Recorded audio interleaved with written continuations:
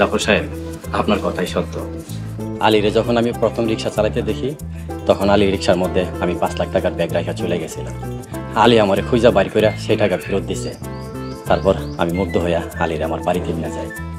আর এতিমখানায় আলীর বিষয়ে আমি খোঁজ নিছি। আপনার বয়ান সত্য। আসলে সেই এতিমখানা থেকে ওসমান সাহেব আপনাদের ঠিকানাটা পায়। আলী, তুই এই খুশির দিনে কান্তাছিস কেন বাবা?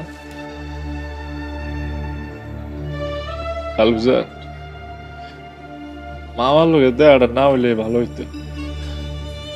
আব্বা আমার কথা হই না, মনটা খুব কান্তাছে। বাবা আলী, আমি তোর বাড়ি সহায় সম্পত্তি সব বুঝাই দিতে চাই, আমাকে মুক্তি দে। ভাইজান, আলীর নামে কি কি সম্পত্তি আছে? ওর নামে 2টা বাড়ি, বড় বড় মার্কেটে 7টা দোকান, পূর্বাচলে একটা প্লট, আর ব্যাংকে নগদ 15 থেকে 16 কোটি টাকা আছে।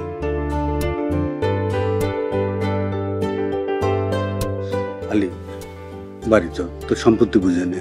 ভাইজান, কইতাছিলাম কি, আলী তো একটু অসুস্থ, এই অবস্থায় ওরা কেমনে যাইতে দিবন? আলী বাবা, তুই এমন কইরা যাস না বাবা। মামা, আর কয়টা দিন পরে আহি। তার আগে বল, তোর এবার মারছে কি?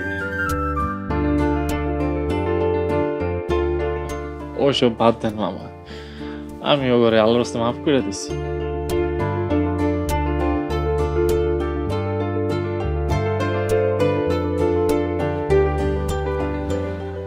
এই ঘাটে 10 লাখ টাকা আছে, এটা তুই খরচ কর।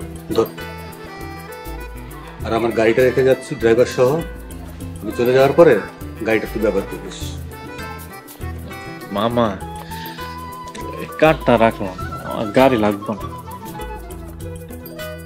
প্রথমে একটা ফোন কিনবি, সকাল বিকাল আমাকে ফোন দিবি, আর নিজের দিকে খেয়াল রাখিস। হ্যাঁ, আমার ভাগনার দিকে একটু খেয়াল রাখবেন আপনারা। নিশ্চয়। আলী তার পরিবারে খুঁজে পাইছে, আমরা সবাই অনেক খুশি হয়েছি। ভাইজান, আপনি কোনো টেনশন করেন না, আলী হইল আমার ফুলার মতো। আজকে থেকে আমি ওরে দেখে শুনে রাখবো। মামা, আপনি সাবধানে যাই। আসসালামু আলাইকুম। ওয়ালাইকুম আসসালাম। আমার নিজের দিকে খেয়াল রাখিস, আমার ভাগনাটার দিকে একটু খেয়াল রাখিস।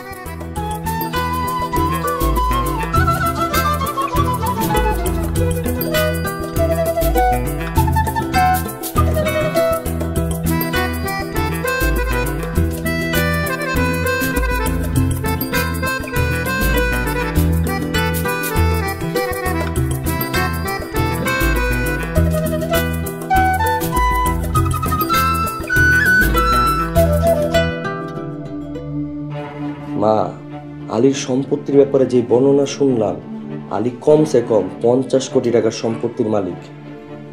আলীর বাড়ির চাকর হইতে পারলেও সারা জীবন শান্তিতে কাটাই দিতে পারতাম। মসির নজর সবসময় জোতার দিকে। তোরা থাম, আমার চিন্তা ভাবনা অনেক বড়। আলীর যেমনি হোক হাত করতে হইব। আলীর এক কোনা সম্পত্তিও যদি আমরা পাই, তাইলে আমরা সবাই বড়লোক হয়ে যাব। কিন্তু মা, আলীরে হাত করতে হইলে ওর কাছ থেকে ওই মহিমারে সরাইতে হইব। মহিমার ব্যবস্থা আমি করতেছি। মহিমারে কোনোভাবেই আলীর কাছে ঘেঁষতে দেওয়া যাবে না। আলাল, দুলাল, তোরা আলীর সাথে অনেক খারাপ ব্যবহার করছস। আজই আলীর পা ধরে মাফ চাবি। কি কও মা, মাফ চাও মানে? আলী যে পর্যন্ত মাফ না করবো ওই পর্যন্ত পাই ছাড়ুম না। দরকার হলে আলীর জুতা পরিষ্কার করে দেবো, আলীর যত কাপড় চোপড় আছে সব ধুয়া দেবো। আলীরে আমি রাইন্দা খাওয়াবো, আলীর যখন যা খাইতে মন চাইব তাই ওর সামনে রাইন্দা হাজির করুন। পাশার দান উল্টায়া গেছে। এখন থেকে তোরা সবাই মিলা আলী সেবা করবি। আলীর মন পাইতে যা যা করণের দরকার সব করবি।